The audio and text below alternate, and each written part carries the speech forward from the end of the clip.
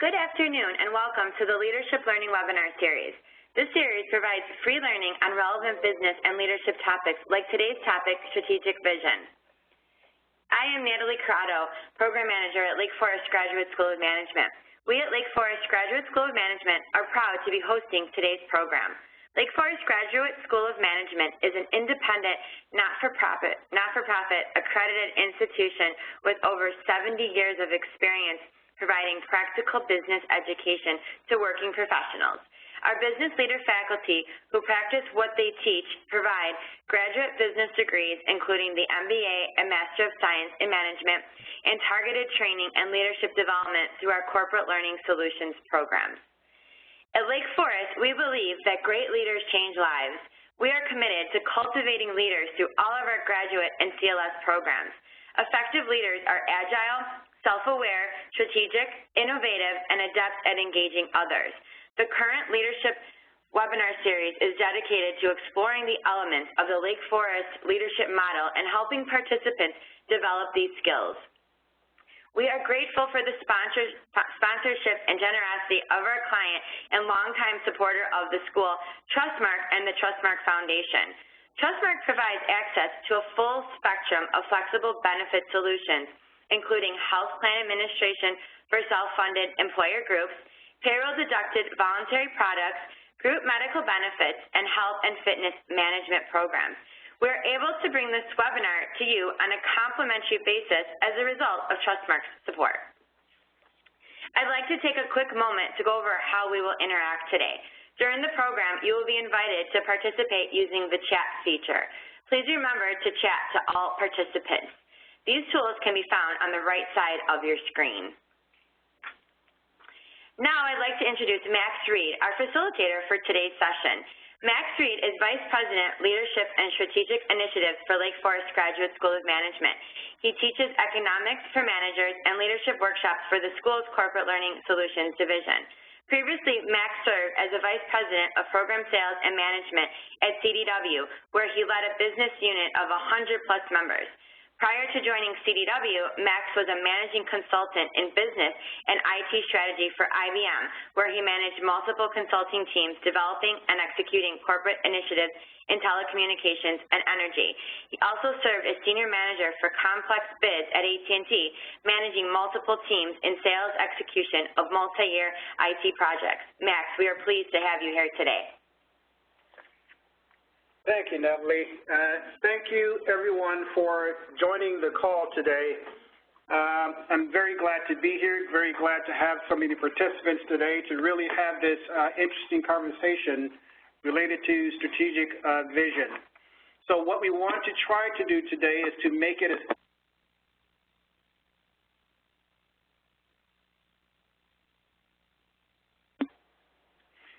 thank you very much, Natalie, for introducing me today. I'm so very glad to have everyone joining today. We've got quite a large crowd today, so I'm very thankful for that and glad so many folks are really interested in learning a lot about strategy and strategic visioning.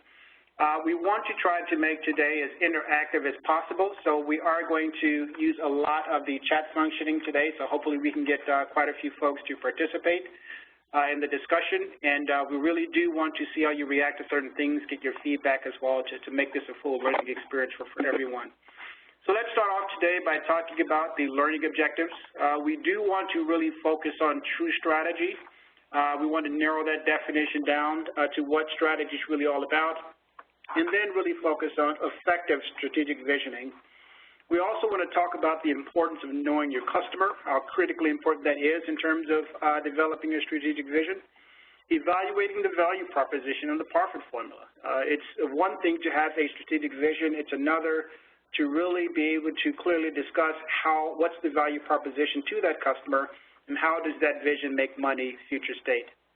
Obviously, agility is critically important in today's economy, agility and innovation where things change so quickly. Your ability to adjust to those changes are vitally important, and we'll have a couple of slides to talk about that. And then you've got to be able to sell that vision. It's one thing to have a vision about the future, but no one can go it alone, no one can do it alone. So it's important that You build the skills necessary to be able to sell that vision, to make sure that stakeholders that are involved in getting you to that future path are all engaged and well aware and on board to make you all successful. So those are the high-level learning objectives for today. Let's go ahead and get started. And the very first question, and again, we want to make this interactive, and there may be some technical difficulty in doing this, but we're going to give it a try anyway. But if you ask 100 people the definition of strategy, you would probably get 103 different answers. So let's start by level setting first on what strategy really is. And let's do our first attempt here to be engaging and interactive.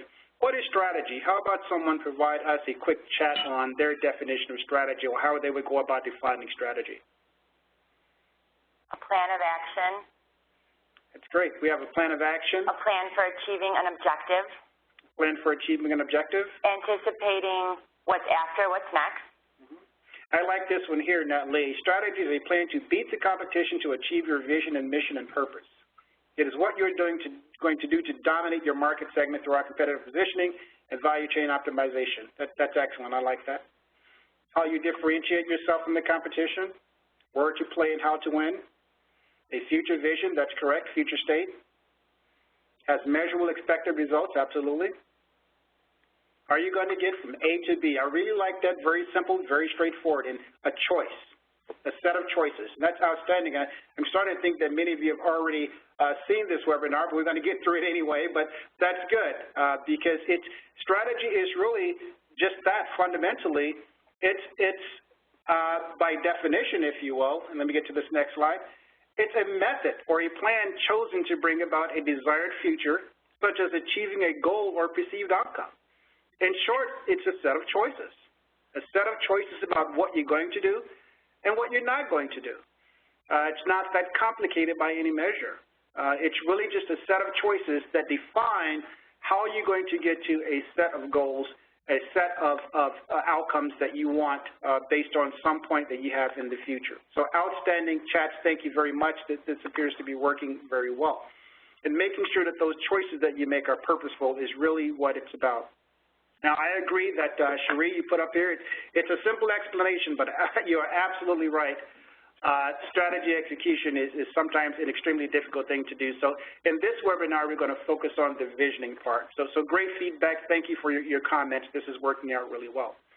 So we've got a good definition about strategy, what it is, and it's really just a set of purposeful choices that you make to do certain things and not to do others.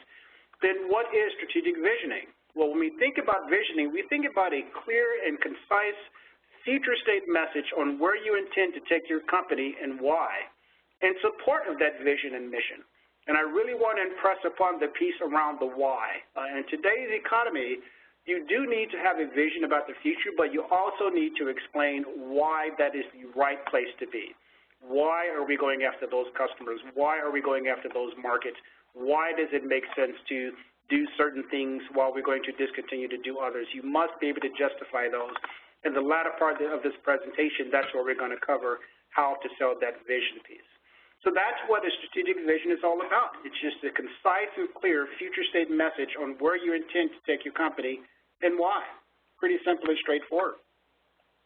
So let's dig into sort of the fundamentals of a good strategic vision. And a good strategic vision answers 6 fundamental questions. And as we go through these fundamental questions, I'll pause for additional feedback because I do want to get your reaction to these. So first and foremost, in that future state, who is your customer? That is so critically important to define who your customer is because it may not be your customer of today. You may very well be moving into a different market space where it's going to require you to redefine who your customer is going to be. And after this slide, we're going to show you a really great example of what happens when that customer is not well defined. The very first thing is understanding who your customer is going to be future state. Next is, who will you be competing against? Those that you compete against today may very well not be your competitors of the future. And in many regards, in that future state, you may not even be able to identify your competitors. You get to that point in the future only to find that there is a completely different set of competitors in that space doing different things. So that's important to understand who may be occupying that space today, what are their capabilities, who may occupy that space along with you in the future. All of those things has to be a part of that strategic vision. Number 3, which is critically important, is what unique value do we bring where this customer would choose us over all others? What is unique about your value add, your goods or services, that the customer would choose you versus someone else? And sometimes this is very difficult to define because we're talking future state. But that strategic vision must be clear about understanding what is going to be unique, what is going to be our differentiators that's going to give us a competitive advantage so that when we do get to that place in the future that we're going to be successful. And that has to be well defined. 4th, what resources or capabilities do we have to deliver this value? Oftentimes when we talk about future state, we talk about the strategic vision. That has to be tied back to either the resources and capabilities that we have available to us today, or at some point in the future we've got to think about acquiring those skills. But you can't set a strategic vision, future state, about a certain space where you want to play in the marketplace, and you don't have the capabilities nor the resources to get there. That would be very unwise to do. It's very difficult in terms of implementation. I was just reading the news a few days ago, and they were talking about the transition of the CEO at Ford, and his vision was to really help Ford to transition into more of a mobile platform for their vehicles.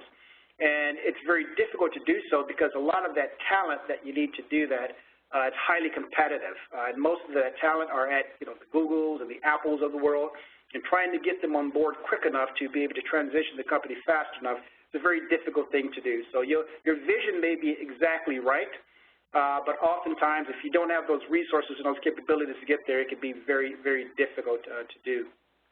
And then 5th here, how long could you sustain your ability to do this, to maintain this unique value?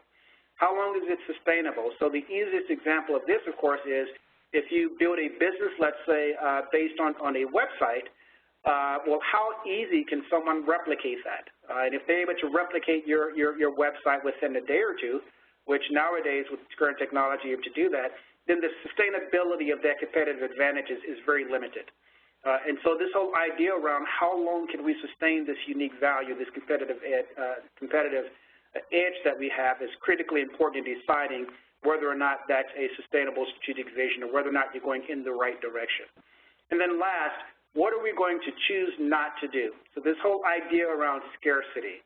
You don't have an infinite amount of resources, and oftentimes when you talk about moving to a different space in the future, you've got to decide what you're going to do and what you're not going to do. And sometimes in making that decision about what you're not going to do, that does not necessarily mean that that set of decisions are not being successful. And many times I like to use General Electric as a great example. If they have many businesses that have been doing well historically and they have still decided to sell those businesses off because they want to move to a different point in the future. And so it does not necessarily mean that what you're doing is not successful. It just may very well mean that where you want to go in the future doesn't include the current categories that you're currently offering, and in many cases you've got to decide what stays and what goes. Okay? So those are the 6 fundamental questions, and we try to keep those very simple in developing out your strategic vision. I do want to gather some feedback here. So give me your reaction to this. I know, Tony, you have on here some of the macro forces, of course, that play into that economic trends, regulatory environment. Obviously, digital disruption, which is just huge in terms of strategy nowadays. Digital disruption is affecting everything from the car industry with, Uber to Airbnb and the hotel industry, and how we're using, digital or technology to bind buyers and sellers in a way that's been disruptive. So give me some additional feedback. Give me some responses. What do you guys feel about these 6 fundamental questions? And I'll read off some chat here as they come in.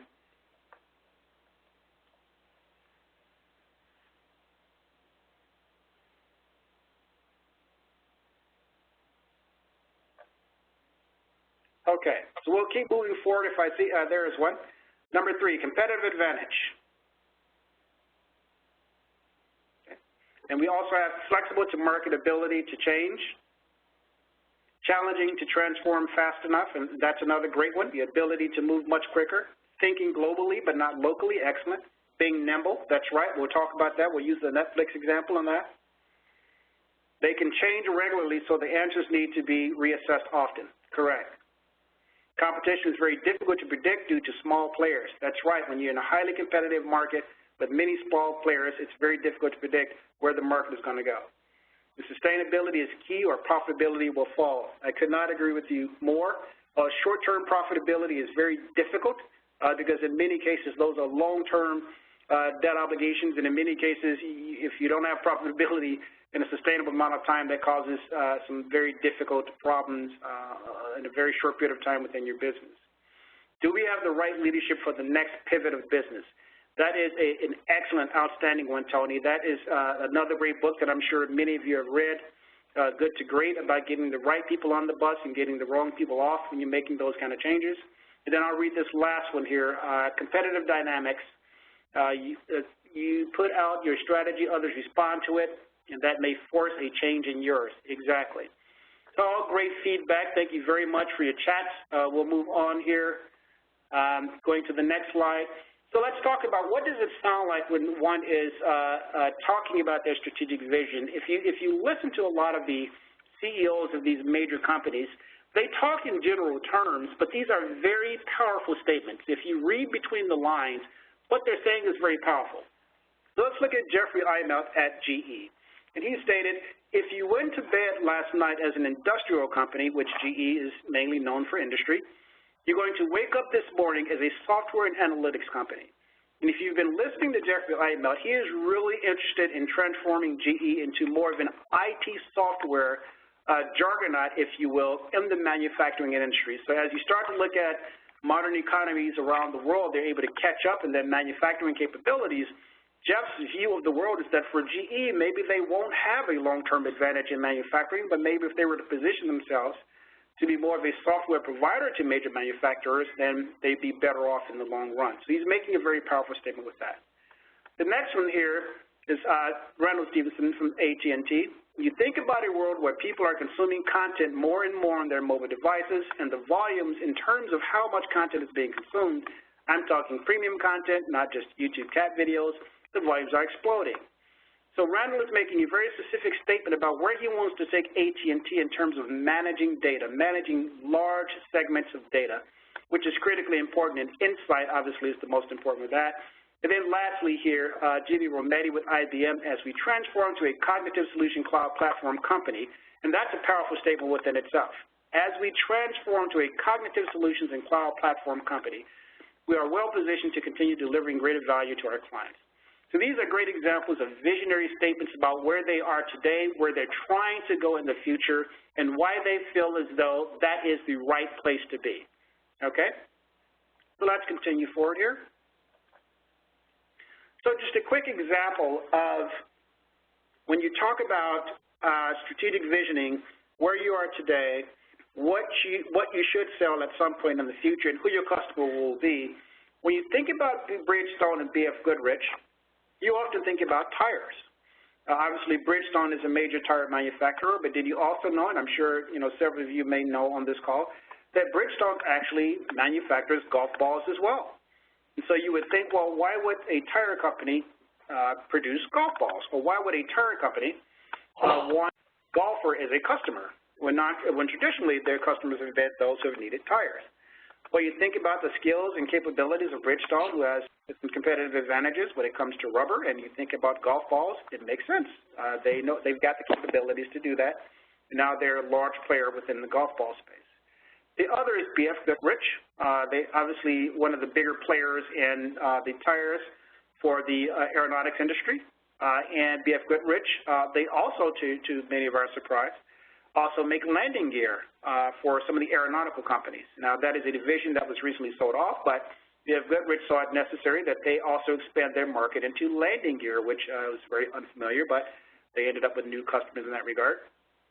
And then we just talked about GE, which GE is now wanting to become more of a software-driven company than a manufacturing company, which is a sizable leap, but they've been able to do that successfully in the past. So this is around your strategic vision, who is your customer, defining your customer, and then figuring out in future state how you get to that new customer.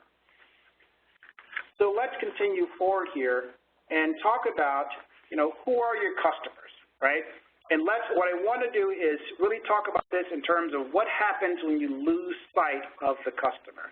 So let's go to this slide. If you recall, when JCPenney back in the early 2012, I believe, brought on Ron Johnson as the new CEO, and Ron's view of JCPenney was that he no longer saw the customer for JCPenney being a value-based customer, but that he wanted to really look at customers that were competing in a different space, such as Nordstrom's, Macy's, and those kind of spaces.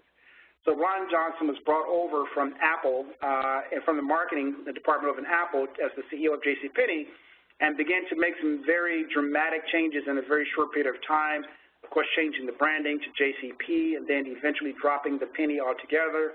And of course, taking away things such as the discount points and some of the sales marketing material and how the stores were built and what the quality of the goods would be in the stores.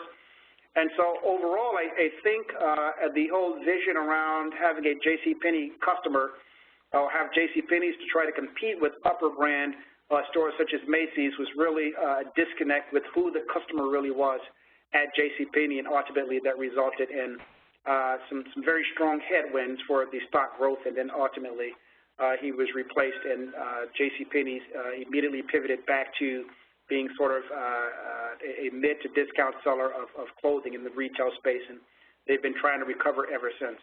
So this is a great example of how important it is to never lose sight of the customer and what can result as if you were to do that unsuccessfully. So let me stop there and get a couple of more questions. Any questions so far around what we've covered on the importance of strategic visioning and the importance of staying focused on the customer before we move into the profit model piece?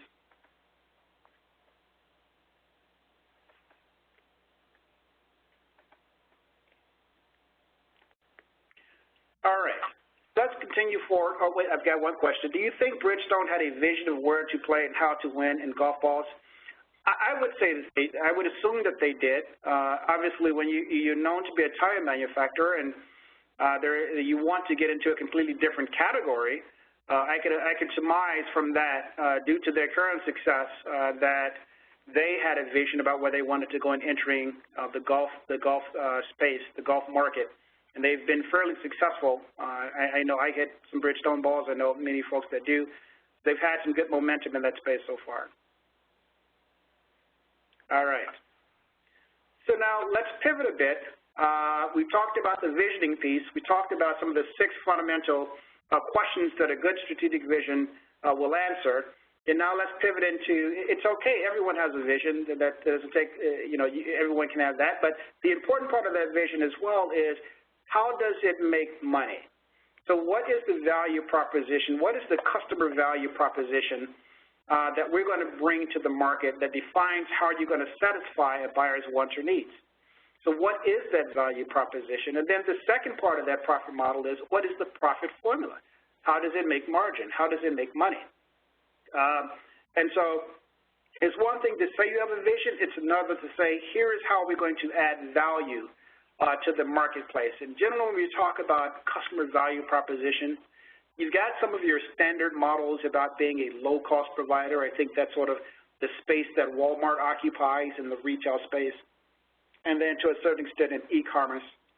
Not all the way, but Amazon to a certain extent sort of sells themselves as the low-cost provider, if you will, but more logistics. And then you've got the Target, if you will, that sort of best value provider. We're not the lowest cost, but we provide the best value. Then, of course, you've got a high-end customization provider or a broad differentiation provider. These are all different value propositions. That's a part of that strategic vision when you say, we've got our vision of who we are, we've got our mission, and then here's our strategic vision on how we're going to achieve this value and this mission, and here's how we're going to do it. Here's our value proposition as to how we're going to enter that market space and create value. And then the second, of course, is the profit formula. Well, how are you going to make margin? How do you make money? How do you make positive revenue off of this new value proposition based on that strategic vision? And one of the greatest examples, simplified examples of this, is when you think about terrestrial radio. And with terrestrial radio, it started off just a pretty simple and straightforward. They would get folks to listen to their stations, and Nielsen would rate, the total population of listeners, and they would sell access to those listeners to those via marketing to companies that wanted to buy marketing space, and they paid for 30 minutes, 15-minute, 10-minute segments. And that market quickly transitioned to Sirius Radio as you start to get additional technologies to come into the marketplace. And the Sirius technology profit formula was quite different because with Sirius technology, you paid a subscription fee. So you paid on a monthly basis $10 to $15 to get access to a great amount of channels, and some channels commercials, some channels not, different kind of content. And so that was different from the advertising-based model, where now you're paying the subscription fee, and then that evolved, technology evolved to the streaming model, where you pay, let's say for myself, Pandora, you pay $120 a year, and you get to listen to as much radio as you like at your choice without having to hear any commercials. So that's a completely different model, a one-time annual fee versus the subscription base with Sirius Radio versus the advertisement model with terrestrial radio. And now it's evolved even more where you could sort of select what you want to hear, even at no cost if you choose to go to YouTube route, or you can go to Spotify, these other technologies. So when you talk about your vision and you talk about that value proposition, you also have to answer, well, how does it make money? What is the profit formula by which we're going to make a positive return on our invested capital with the new strategic vision? And that sometimes that can be very difficult to explain in a way that will convince investors that this is where they want to put their dollars. Okay? So again, that's the profit piece of strategic visioning. We'll go ahead and continue forward, and we'll talk a bit about agility. I know someone brought this up. I can scroll up, but I'd have to find the name, but brought up the need to be nimble. I think it was Merrill Ward. Thank you very much. The need to be nimble there, to be able to change it and make adjustments based on what's happening in the marketplace. And this is really around the nimbleness of your strategy, setting your strategy, but recognize, as the old saying goes, life happens while you plan, right? And you've got to be able to pay attention to what's happening on the ground, pay attention to how those changes are affecting your strategy. And when you think about agility, oftentimes we tend to assume that agility means you have to be in a constant state of movement. Well, I think that perception is probably misguided in the sense that in many regards, agility could mean standing still, standing pat. You're recognizing all of the different changes that are going on. You're recognizing that in a highly competitive market, there are entrants and there are folks that are exiting the market. In some regards, it makes sense for you to stand still, to do nothing, to maintain the position that you are, or go into a defensive posture, if you will. But agility doesn't always mean constant movement. It means knowing what to do when things are changing on the ground to make sure that you can maintain your strategic focus. So what do we mean when we say agility? I'll use this Netflix example as a great example when you think about what was happening with the video rental industry. So I think we all remember Blockbuster and Hollywood Video and Netflix back in the early days. When you would go to Blockbuster and Hollywood Video, they had the brick-and-mortar stores, and Netflix at the time entered the market, and Netflix, of course, was video by mail. You would request 2 to 3 videos, you would watch them and pay for them and then send them back, and they would send you more. And this was sort of a convenience approach to the video rental business, because you didn't have to go out to the brick-and-mortar store by the time you got home from work. The videos were there for you. And so the model began to change as to how we were consuming media. And so we switched to a subscription-based type of consumption for media, where you can get access to movies and videos if you pay a subscription. And Blockbuster and Hollywood seem to not adjust effectively to those changes. I think in many regards they even doubled down on more brick-and-mortar stores when the market was actually changing to subscription-based. And then there was another evolution where we were very interested in licensed streaming content, where you could pay the cable provider and they would stream the Netflix content directly to you.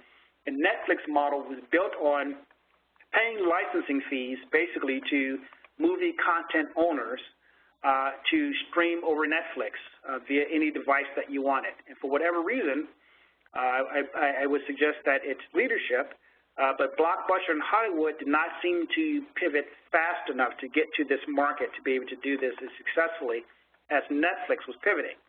And so the critical point here is some of the statements that the CEO, Reed Hastings, had made during this transition. And his first statement in this transition was, we're better off letting other people take creative risks. And what did Reed mean when he said that? Basically, Netflix was buying licensing to content. They didn't create any content. They were buying the licensing to content. And so if you recall, 3 to 5 years ago at Netflix, you would see a lot of the movies, a lot of pretty old movies. Some were newer, but quite a few of them were kind of older movies.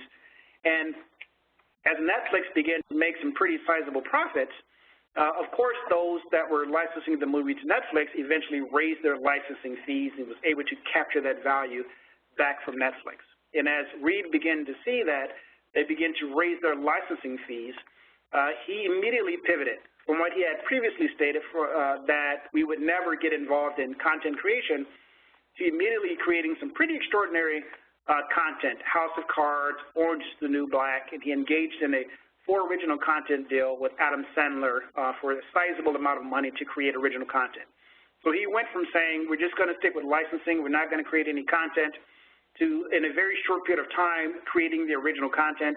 And then now when you go to Netflix, I think you've got to flip through 5 pages because the first 5 pages are all Netflix-generated content. And so this really explains from an agility standpoint how sometimes you need to make adjustments to what you're seeing in the marketplace in terms of survivability. And I think Reed Hastings and Netflix have done an outstanding job at doing that. Before they were competing against Amazon Prime, and now it's going to be pretty amazing that some of the major shows on Netflix are actually going to be competing with HBO. So I'll stop there and elicit some feedback. What are you guys thinking about this whole idea around agility and innovation and the need to really adjust to what's going on the ground when you are going along the path of your strategic vision? Give me some feedback and some commentary and some reaction on that.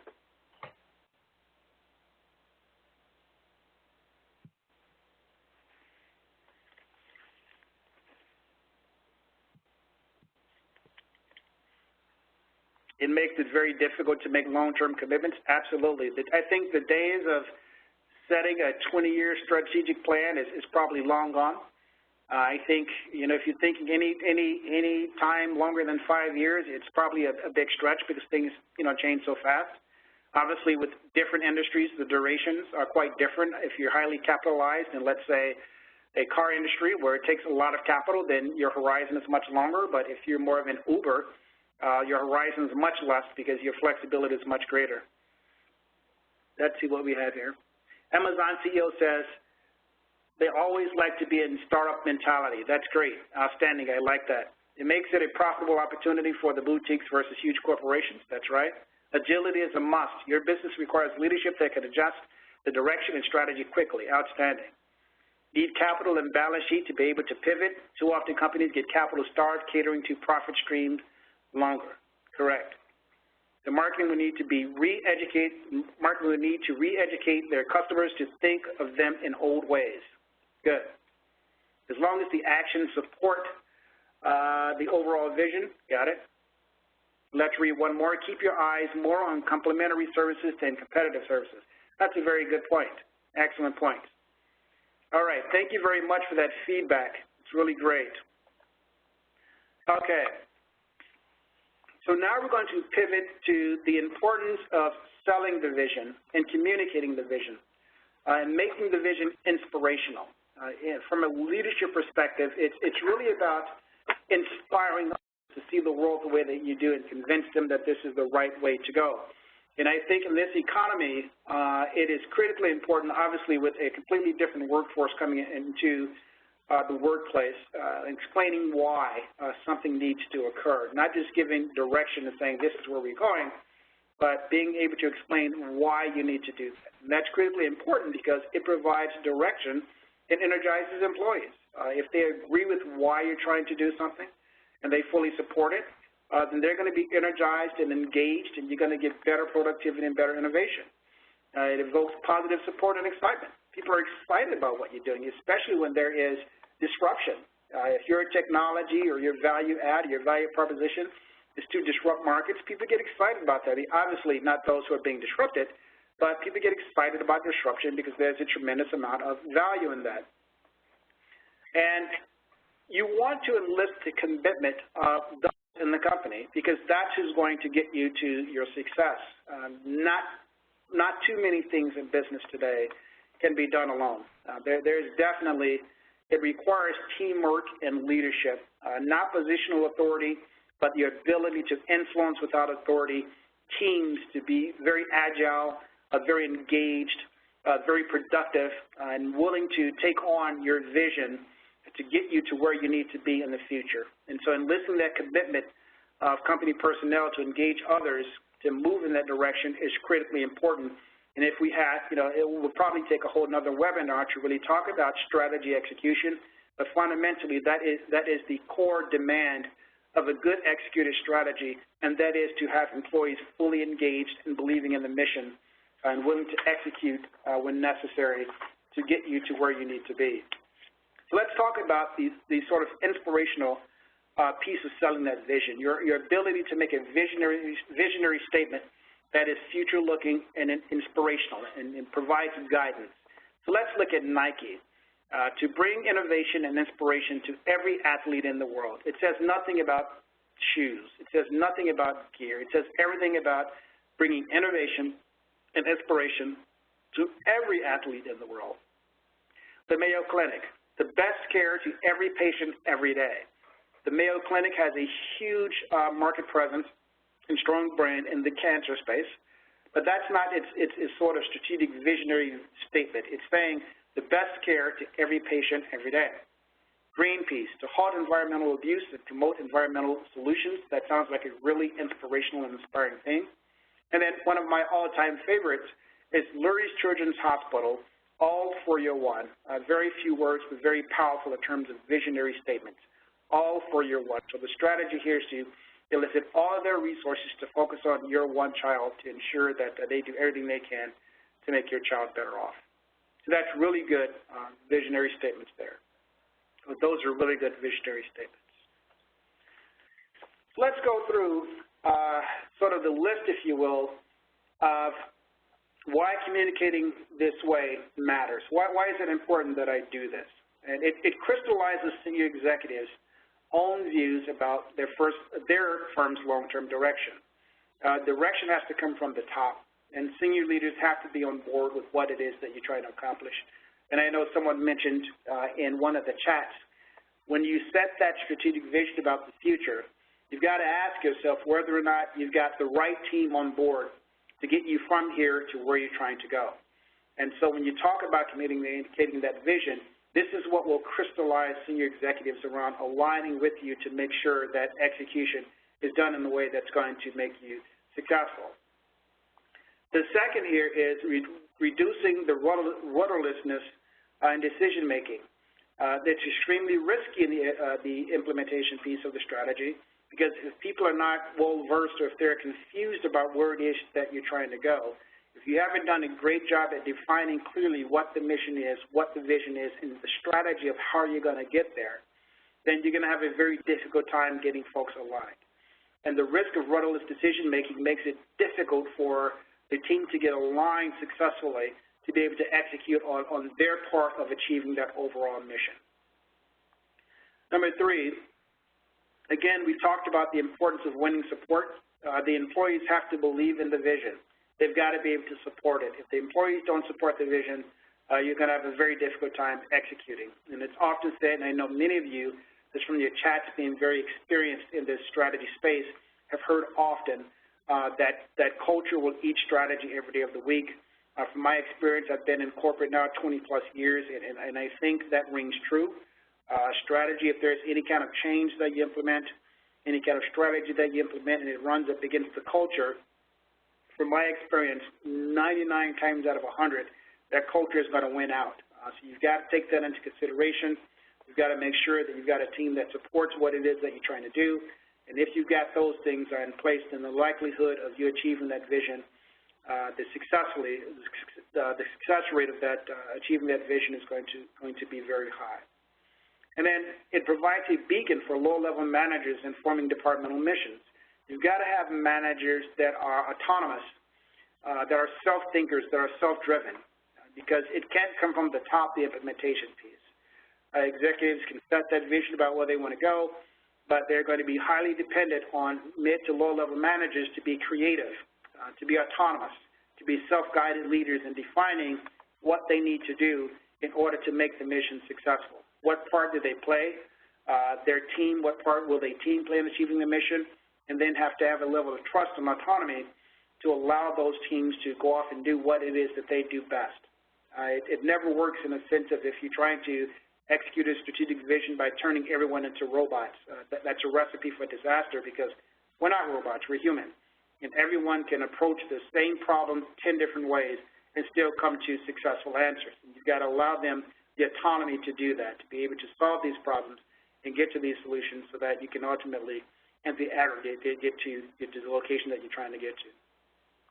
And then, of course, it helps to, an organization prepare for the future. When you talk about that vision and you communicate it, oftentimes you're going to have to leave some things behind, and that's a very difficult conversation to have. A great example of this is just recently General Electric sold its appliances business to Huawei. I hope I'm pronouncing that correctly, but Huawei of China. I think over the last couple of years. And if you think about the appliances business, it was less than, I think, 1% of GE's overall gross revenue. It was a very, very small piece of GE's overall gross revenue. And GE has bought companies and sold companies over the last year successfully like none other. But they had always resisted the temptation to sell off that appliance business when they could have done so many years ago. But they finally got to the point where they felt like they were ready to do so. And so because there was such a deep-seated emotional attachment of that business unit to GE, the timing just wasn't right. And so you've got to wait until you've prepared the organization for what the future is, that they believe in that future. When you do that, you're able to make some very good decisions about whether or not you're prepared to move the direction that you need to go.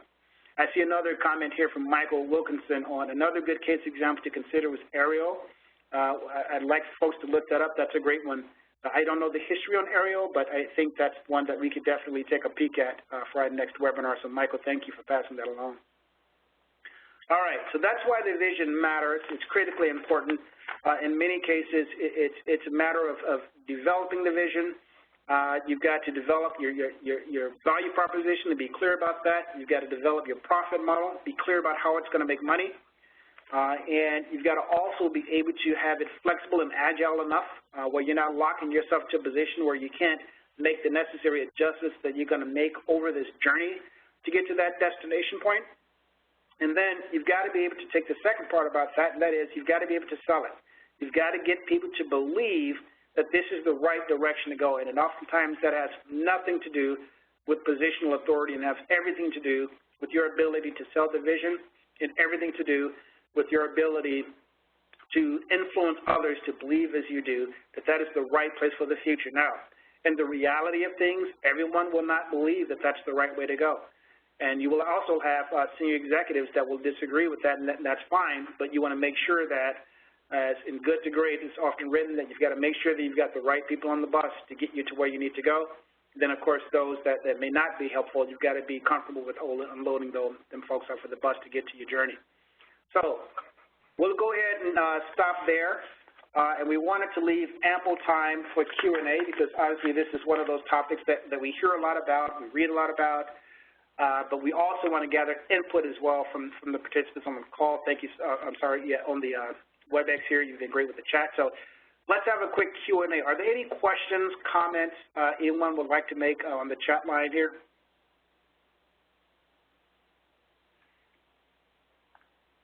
Okay, we've got Monty here with the role of leadership is to deal with future uncertainty because predicting the future is not possible. This role directly conflicts with the need to set a fixed strategy and strategic vision, a delicate balancing act, right? That is absolutely correct. You can't predict what's going to happen in the next 10 minutes, let alone the next 5 years. But you do have to have a perspective. You do have to have a vision about where you want to go. And you've got to be able to corral the troops around getting you to that vision and getting folks to believe in that. And in many cases, it's very difficult to get right. It's extremely difficult to get right because if you're looking 3 to 5 years out, There are still things happening every day that could have an exogenous effect on your business. So you've got to have that perspective, but you still have to manage the day-to-day, which is extremely difficult. We've got a question here. Is a strategy a set of tactics? I would say tactics are a part of the overall strategy, not the strategy within itself, but there are tactics that you could use in an overall strategy to achieve your goals. And there are many different kind of tactics, but the strategy overall is the orchestration, I would say, of those tactics to achieve a goal. Please recommend some good books on strategy. One of the best books is actually on the one of the pages here that I opened with. This is a great one here. Every Move Must Have a Purpose by Bruce Pandolfini. And it's a great book on strategy in the business world using chess as a way to explain some of the different aspects. We grab a few more here. Where to best learn competitor strategies? There's a lot of data out there on competitor strategies, so you can look at ITG and other places that you can get access to that data based on industry and company, which is very helpful in terms of determining your strategy. Is there a good way to apply these principles down to a department or a team level? Absolutely. So one of the things that I would impress upon everyone is that it's not just senior leadership that develops strategy. So you've got your overall company strategy, your corporate strategy, and then you've got departmental strategy, business unit strategy, so it goes all the way down to the very lowest level of management. I would say based on your strengths, your opportunities, your capabilities, what you're trying to achieve, absolutely at every level you can develop a strategy for the role that you play in achieving the overall corporate strategy. Got who should be involved in developing a strategy? It depends on the corporate makeup. There are some larger companies that have strategy departments that take the lead on it, but I would say all of the different business unit functions, whether it's HR, finance, operations, legal, sales, all of the different functions in some way or another are involved in providing context to the overall strategy because the entire company plays a role in execution. I don't think there's a single function in execution that doesn't play a role. So all parties are included in the strategy, and usually there is a strategy department that will take the lead effort in terms of pulling these resources together to develop it. And then that's generally rolled up to an executive committee that will sharpen the strategy, if you will, and ultimately it's approved by the board to execute the strategy. What recommendations would you have for strategy in an extremely fragmented market? Sometimes the market being fragmented itself is an outstanding way to develop a strategy. If it's fragmented, that means that there are many different players, and more than likely if there are many different players, they're very small margin, and those small players do not have a lot of access to capital. So the strategy could be to not enter the market as a fragmented player because it's going to be very difficult for you to make margin because of the highly competitive nature of it, but it may be a strategy of consolidation. If you were to consolidate a percentage of those fragmented players, could that give you economies of scale advantage so that you could lower the cost of goods and services to create an advantage over all the other fragmented players? So I would suggest that if it's extremely fragmented, that's an excellent opportunity to look at consolidation and using economies of scale to lower your cost structure after consolidation to create a competitive advantage over the smaller players. It happens all the time in fragmented markets. All right. The book we teach from is Play to Win. Thank you for that, Tracy. That's an excellent book. We really enjoy that book, so I would suggest others read that book as well. It's a great one. And then the last one here, can we get a copy of these slides? And Natalie is shaking her head saying, yes, yes, you can get copies of these slides. All right. So now I'll turn it back over to Natalie. Thank you very much.